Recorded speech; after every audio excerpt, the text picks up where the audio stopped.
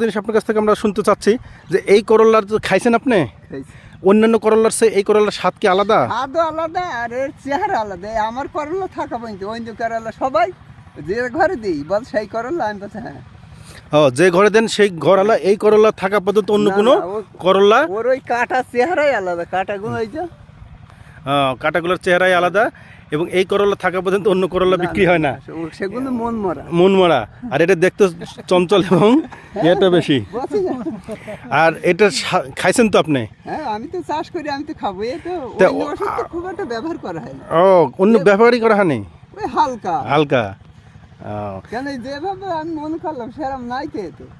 এই জিনিস খুব একটা যে বেগুনের চাষ করেছে এর আগে, বেগুনের যা খরচ বেগুনের চাষ ছেড়ে দিয়েছে।